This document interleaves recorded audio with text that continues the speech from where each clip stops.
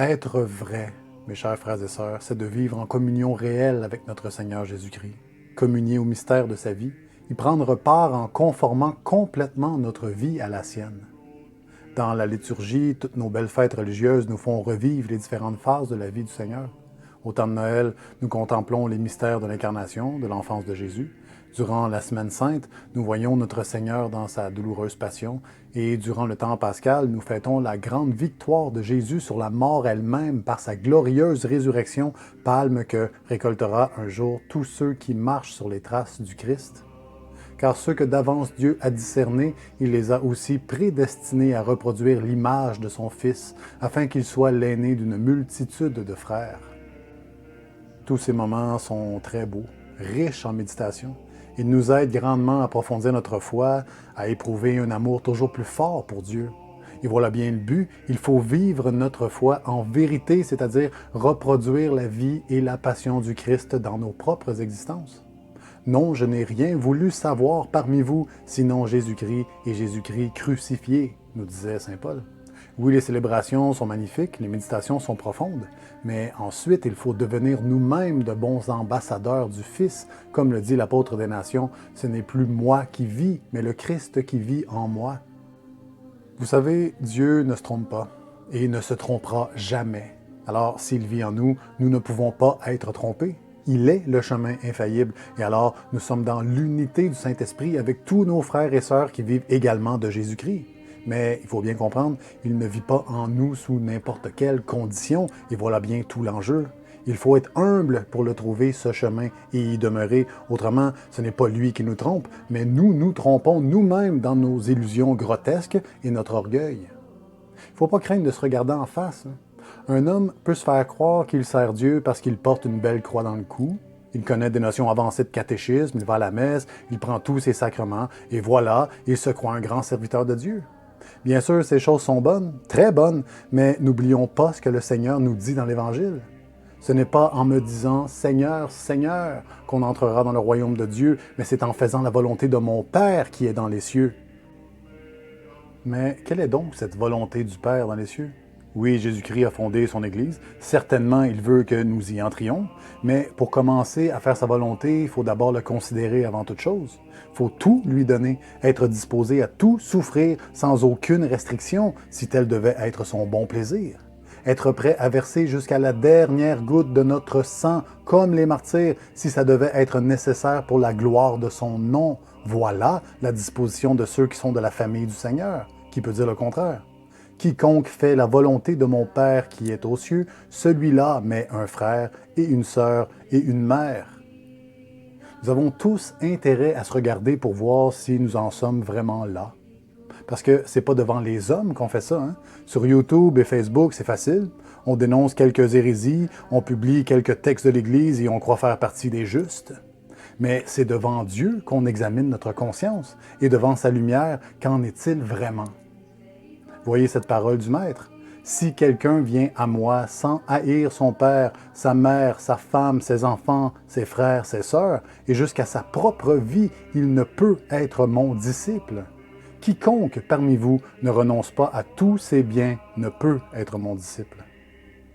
OK, ça peut paraître dur à entendre après ma barre, mais l'Église nous enseigne par là que c'est toujours Dieu qui doit être glorifié en tout. Ce ne sont pas les gens en eux-mêmes que nous devons aimer, puisque tout ce qu'ils possèdent, peu importe qu'ils soient notre mère, notre père, notre enfant, notre femme, notre mari, notre ami, toutes ces belles qualités leur viennent de Dieu. Et non seulement tout ce qu'ils possèdent, mais aussi tout ce qu'ils sont vient de Dieu. Nous aimons l'âme de notre prochain parce que celle-ci est faite à l'image et à la ressemblance de Dieu. Nous aimons notre Créateur de tout notre cœur et de toute notre âme, et par conséquent, nous aimons tout ce qu'il a fait, comme il l'a fait.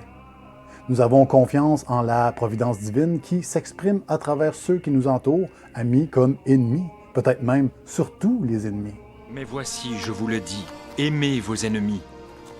Bénissez ceux qui vous maudissent. Faites du bien à ceux qui vous haïssent. Et priez pour ceux qui vous maltraitent et vous persécutent. En effet, quand Jésus nous dit ça, encore là, c'est pas tant aux ennemis que nous devons rendre grâce qu'à Dieu qui a permis leur action, même s'il s'agit d'insultes, de réprobation, de trahison, de vol et de violence. Oui, Dieu permet le mal afin que sa vertu puisse triompher en nous. Et en ce sens, nos opposants sont souvent plus bénéfiques à notre sanctification que nos amis qui, eux, nous complimentent et nous flattent. C'est pas tellement bon pour l'amour-propre d'ailleurs. L'homme est si faible qu'il se laisse enorgueillir si facilement. Si vous lisez sur les saints, vous verrez qu'ils s'accordent tous en ce sens. Sainte Thérèse d'Avila disait dans son livre Le Château intérieur, « Il n'y a pas de chemin plus court pour atteindre la sainteté que de subir des contradictions et des tribulations. » Et quand le disciple n'en rencontre pas, il se mortifie lui-même, il fait pénitence, il prie pour le salut de la multitude. Et non, Dieu n'accepte pas de demi-mesure. Il exige un don total, sans compromis.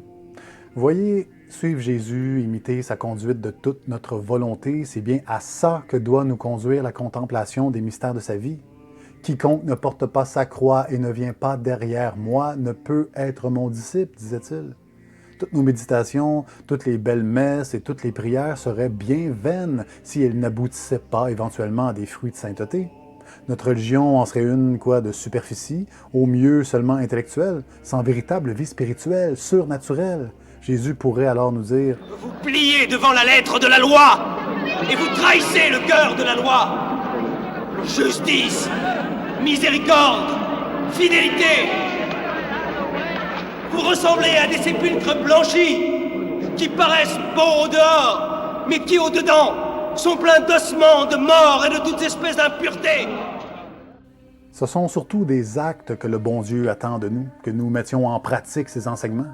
Parce que tous les beaux sentiments, les études, le droit canon, les encycliques, il y a beaucoup de spécialistes improvisés de ces choses aujourd'hui. Et tout ça, c'est bien beau, il en faut effectivement. Dans le livre d'Osée, il y avait dit « Mon peuple périt faute de connaissance ». Mais la connaissance ne devient effective que lorsqu'elle est intégrée, vécue. Sinon, qu'est-ce qu'elle pourrait bien produire de bon? Peut-être que vous vous souvenez de ce figuier que Jésus a maudit dans l'Évangile de Marc au chapitre 11 au verset 13. Vous pouvez lire l'histoire. Voulant se rassasier, Jésus constata que le figuier n'avait que des feuilles, aucune figue. Alors il le maudit et le lendemain, le figuier était complètement desséché. Voilà une belle image, parce que la connaissance doit conduire à produire des fruits d'humilité et de se considérer comme tout petit, misérable, nécessiteux. On doit se montrer charitable, patient à l'égard d'autrui et non de s'élever au-dessus du prochain, se croyant plus juste ou en autorité de porter un jugement. Tout arbre qui ne donne pas un bon fruit, on le coupe et on le jette au feu. Voilà ce qu'il faut en retenir, mes chers frères et sœurs. Vivre dans le Christ Jésus, c'est vivre dans ses vertus, et celles-ci sont manifestes dans notre attitude, dans nos paroles, dans notre comportement en général. C'est quand même pas pour rien que Jésus nous dit « À ceci, tous reconnaîtront que vous êtes mes disciples, si vous avez de l'amour les uns pour les autres. » Dans ces dispositions, ce n'est pas nous qui sommes reconnus, mais c'est Dieu en nous. Notre exemple sert à apporter Dieu au monde, à être un phare dans les ténèbres. Ensuite, ceux qui sont réceptifs trouvent soulagement pour leur âme, baume sur leurs plaies. Mais ceux qui sont dominés par l'orgueil, eux, résistent, ils vont s'irriter et dans certains cas, ils vont faire la guerre à cette lumière de Dieu. C'est assez courant, parce qu'on le remarque à la manière dont une personne exprime ses convictions, les thèmes qu'elle aborde en priorité. C'est du trop-plein du cœur que parle sa bouche. Et saint Thomas d'Aquin, pour aller dans le sens de ce verset, nous enseigne « Les choses que nous aimons nous disent qui nous sommes ». C'est très juste, parce que les choses sur lesquelles on porte notre intérêt en dévoilent beaucoup sur notre avancement spirituel et notre degré de proximité avec le Seigneur. Une autre merveilleuse citation, cette fois de saint Vincent de Paul, qui dit « Se consommer pour Dieu, n'avoir ni de bien, ni de force que pour les consommer pour Dieu ». C'est ce que notre Seigneur a fait lui-même, qui s'est consommé pour l'amour de son Père. Je ne crois pas qu'on puisse dire qu'il manque aujourd'hui de prédicateurs, ni de gens bien instruits, de grands théologiens. Les réseaux sociaux regorgent de gens qui semblent bien sages et qui parviennent à convaincre une multitude de la validité, voire de la supériorité de leur raisonnement sur un autre. Mais toute cette érudition et ces diplômes, mes amis, ne valent pas un tout petit acte d'amour d'une pauvre religieuse cloîtrée dans un coin perdu de la planète qui ne sait peut-être même pas lire ni écrire. Elle est nettement plus grande aux yeux de Dieu et fait davantage pour l'avancement de l'Église que tous ces savants réunis, simplement parce que ce qui compte pour Dieu, c'est le don total de soi-même par amour de sa majesté.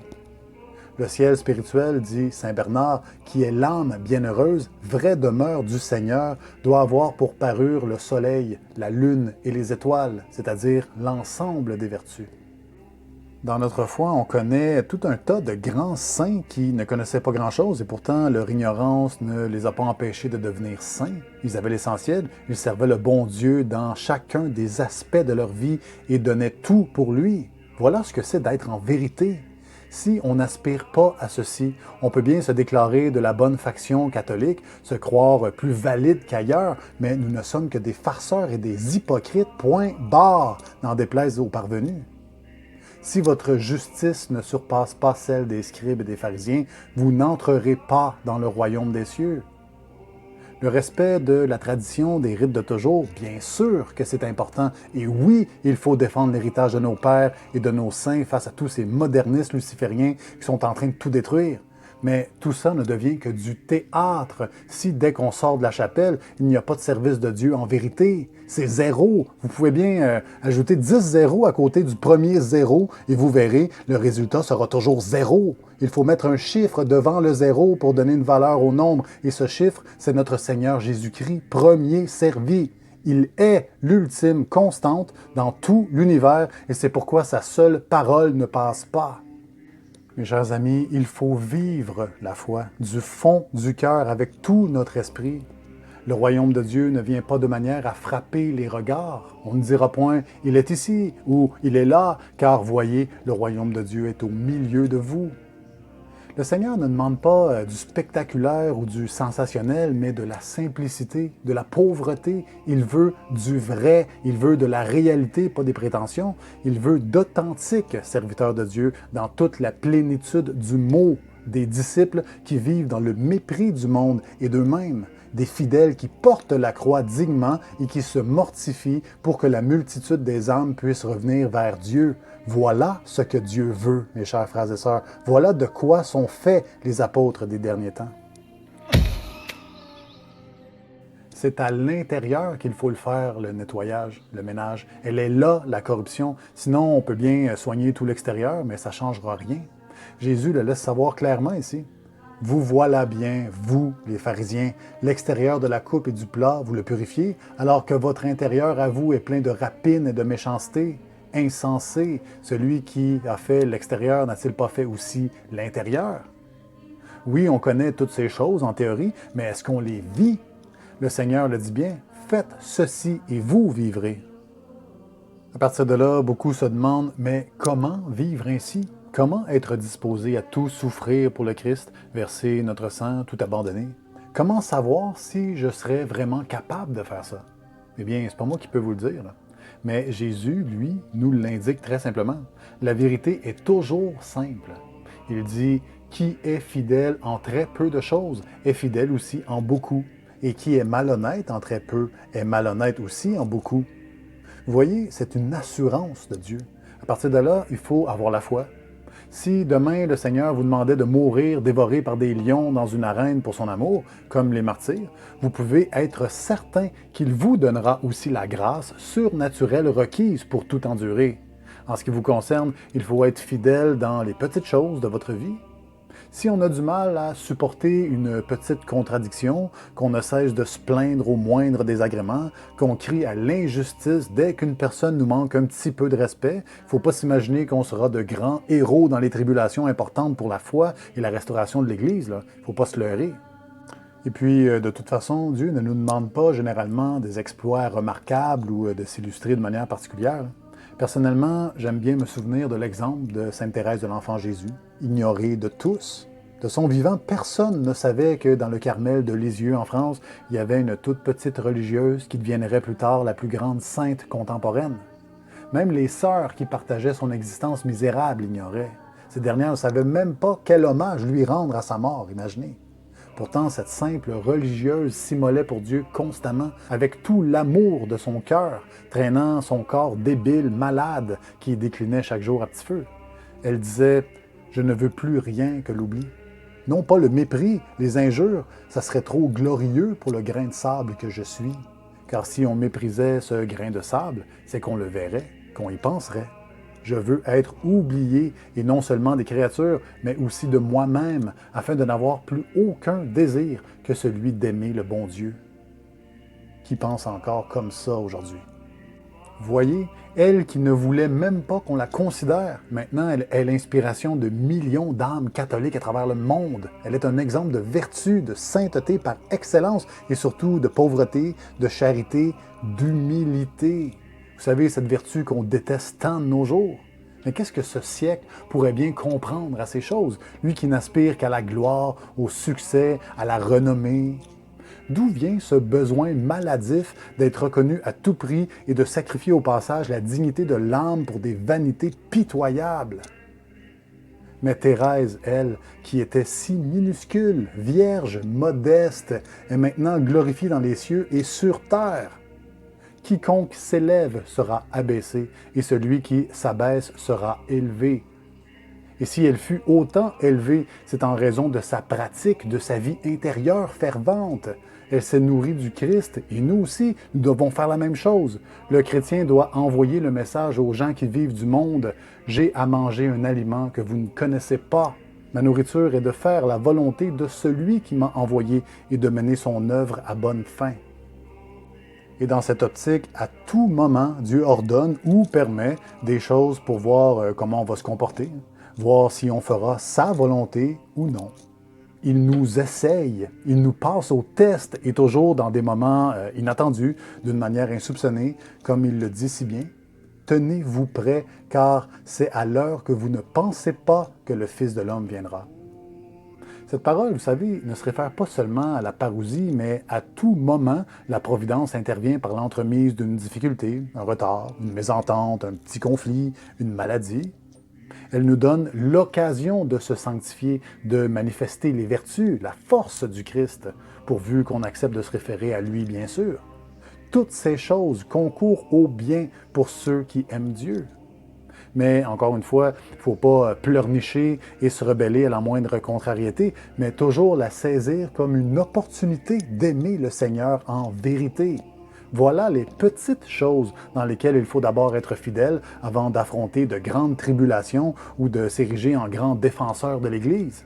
Ceux qui pensent y arriver sans savoir se maîtriser un minimum, non seulement se mentent à eux-mêmes, mais ils traitent Dieu de menteur. Parce que celui qui est fidèle dans les petites choses l'est aussi dans les grandes. C'est une vérité du ciel, c'est donc incontestable.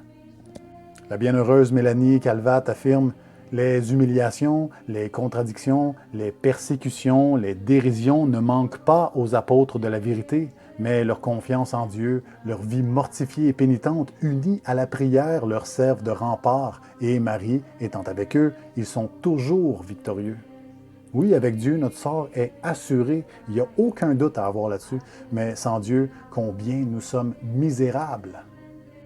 Vraiment, là, mes frères et sœurs, il faut lire davantage sur la vie des saints, leur doctrine, leur manière de vivre.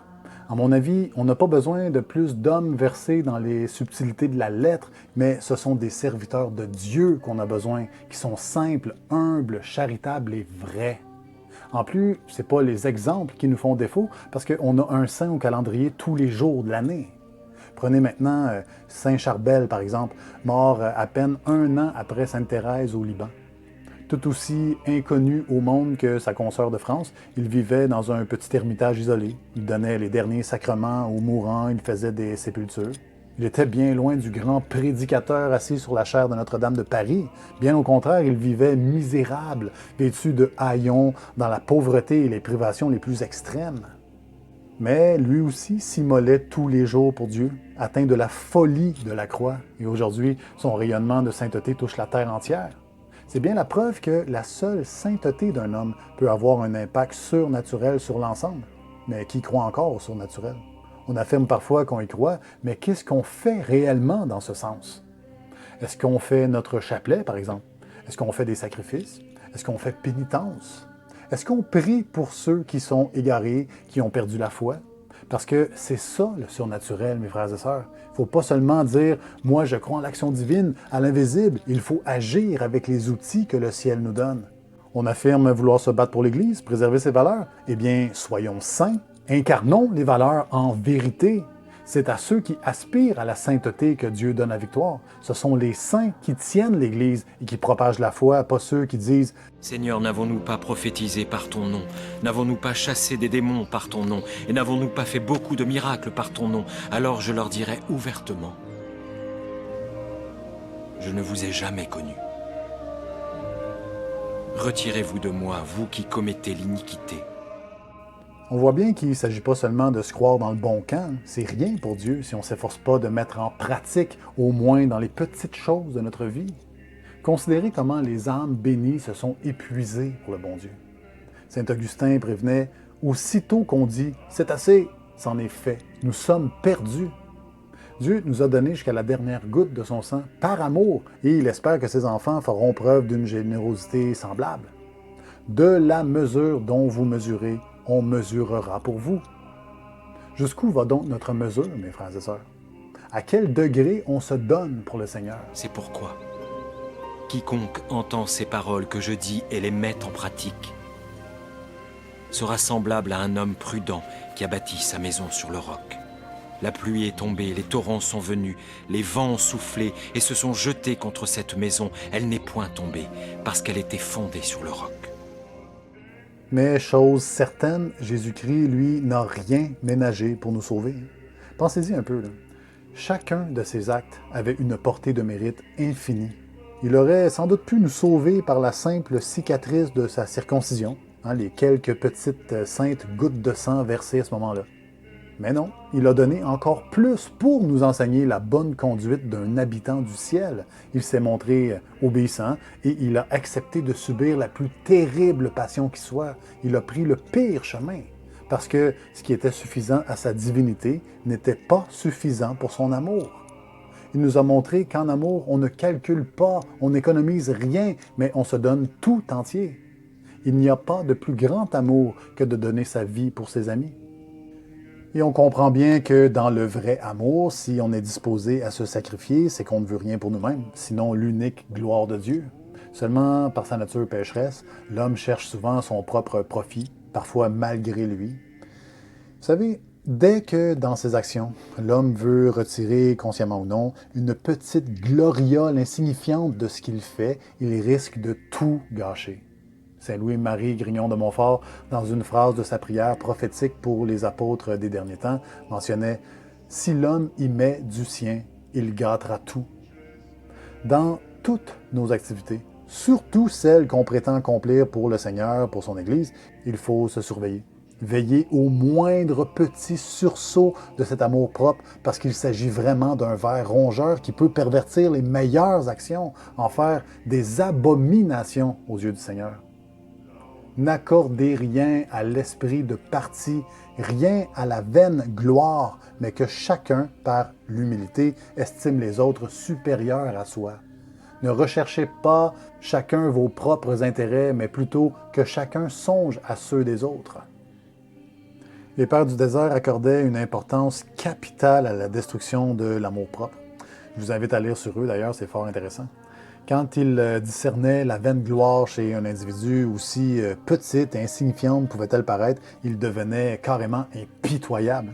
Et pour vous raconter une petite histoire, on lit dans la vie de saint Pacôme qu'un jour, un religieux tressait des paniers de joncs avec beaucoup de diligence. Il mettait beaucoup d'attention là-dedans. Il les voulait toujours plus beaux, mieux faits, plus nombreux que ceux des autres. Et s'en apercevant, un jour, saint Pacôme les subtilisa tous et leur mit le feu sans délai. Pour lui, ces paniers dont la conception était motivée par la vaine gloire étaient maudits de Dieu. Peut-être que vous pensez qu'il exagérait. Au fond, il savait pertinemment que lorsqu'on laisse la moindre place à la perversité, à de l'impureté, on ouvre la porte au diable. Alors il peut s'infiltrer et tout saccager. Et c'est précisément ce qui s'est produit dans toutes les institutions humaines, dans l'Église, conciliaire ou non. Aucun groupe n'est exempt de la corruption par l'orgueil. Saint Jean de la Croix disait « Beaucoup cherchent en Dieu leur consolation et leur goût, désirant que sa majesté les comble de ses dons et de ses faveurs.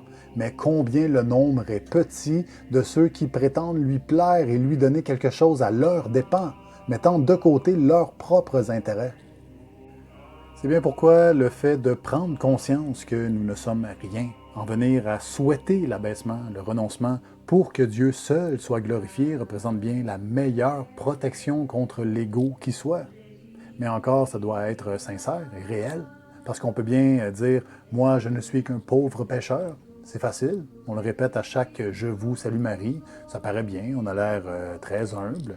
Mais voyez, si les autres commencent non seulement à dire que nous sommes pécheurs, mais qu'ils s'attaquent à notre dignité, ou qu'ils cherchent à nous dénigrer publiquement, produire de faux témoignages, nous calomnier de toutes sortes de manières, c'est là qu'on voit le pauvre pécheur commencer à se débattre, à se justifier pour montrer combien il est saint. Soudainement, l'abaissement ne l'intéresse plus tellement, ou seulement selon ses propres conditions. Mais hélas pour lui, le processus de sanctification ne se plie pas à ses caprices. Il est justement fait pour les détruire. Humiliez-vous devant le Seigneur et il vous élèvera. Ce n'est pas aux hommes qu'on doit chercher à plaire, mais à Dieu. Et souvent, ce qui plaît aux hommes est en abomination devant Dieu. Heureux serez-vous lorsqu'on vous outragera, qu'on vous persécutera, et qu'on dira faussement de vous toutes sortes de mal à cause de moi.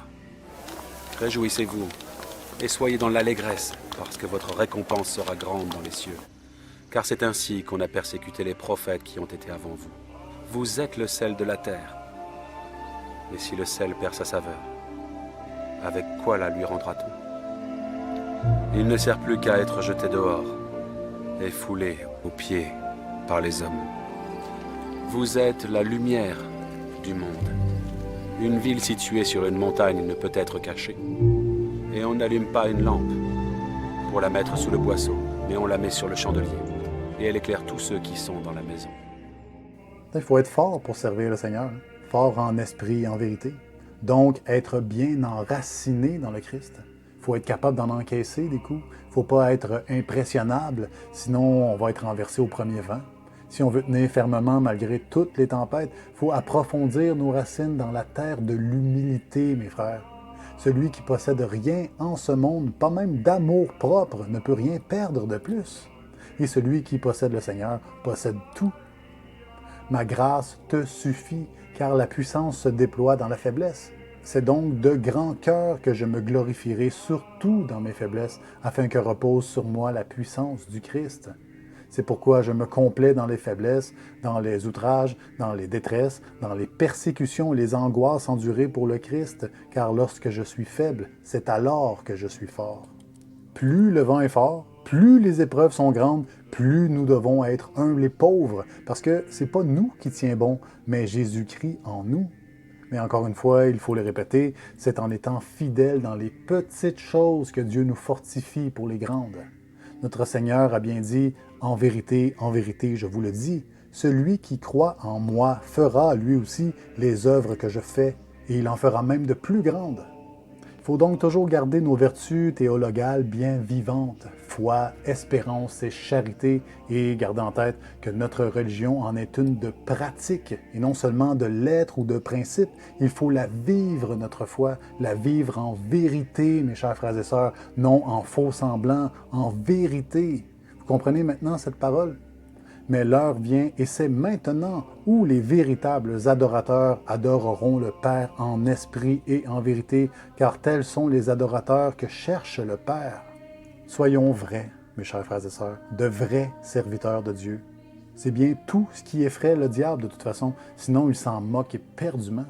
Si un homme se prétend soldat du Christ, qu'il soit vrai, c'est-à-dire humilié devant la majesté souveraine, petit parmi les hommes. L'âme qui veut Dieu tout entier doit se donner tout entière à Dieu. Que la gloire de Dieu rayonne dans nos cœurs et nos esprits de manière à ce que tous nos actes reflètent sa grandeur et son amour. Que Jésus-Christ vous bénisse tous.